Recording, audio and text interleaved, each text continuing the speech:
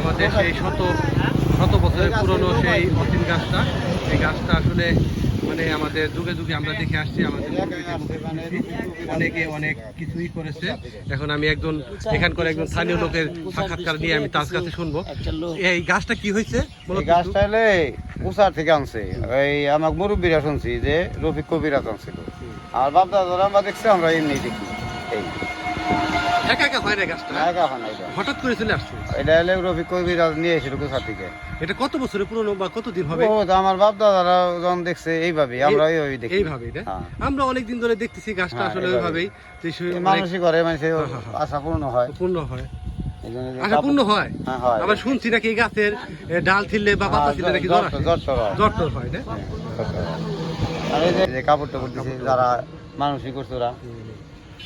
যাই হোক, আমি এক মুরব্বীর মুখে এখানে শুনতে পারলাম যে উনি বললো এই গাছটা এখনো নাকি গাছে অনেক মানুষ করলে এই মানুষের উপকার আসে।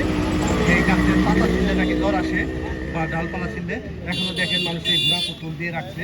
এই 100 বছরে এই গাছটি কিন্তু একা আসেনি, গাছটি কেউ এনেছিল। মানে তারই আপনি বুঝলেন একজন মানুষের মুখে। আমি আরেকজনের কথা নেওয়ার চেষ্টা করবো এই জায়গা স্থানীয়, যে দেখি সে কি বলে। গাছটি এখনো সেই দাঁড়িয়ে আছে সেই সরু অবস্থায়, পাতা অনেক।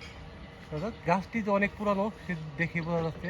গাছটি পাতা, কাণ্ড এবং ডালপালা দিয়ে গাছটি এখনো সেই হরিরামপুরে গাছটি এখন দাঁড়িয়ে আছে। এই 100 বছরের পুরনো ইতিহাস, গৌরব ঐতিহ্য সে আমাদের। এখনো মানুষ এটার মধ্যে মানতি করে এবং মানতি করে অনেক কিছু অনেকে দেয়। তারই দেখেন ওই যে অনেক ঘোড়া পুতুল এখানে দেওয়া আছে।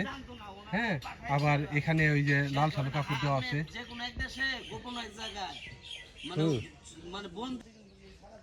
সেই 100 বছরের সেই গাছটি এখনো খুব সুন্দরভাবে দাঁড়িয়ে আছে, আমাদের ঐতিহ্য।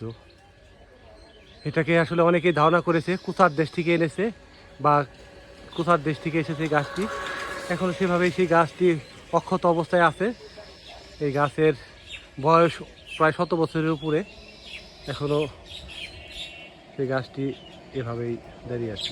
তাদের আরও কিছু ইনফরমেশন নিয়ে গাছটির সঠিক তথ্য বা আরও ভালো কিছু তথ্য দেওয়ার জন্য আমি চেষ্টা করব। আমি আরও কয়েকজন মানুষের কাছে কথা বলবো, এলাকা মুরব্বীদের সাথে কথা বলবো, দেখি তারা আমার এই গাছের সঠিক ধারণা দিতে পারে কিনা। আজকের মতো এই পর্যন্তই। পরবর্তীতে গাছ নিয়ে আবার আপনাদের সাথে কথা হবে, দেখা হবে।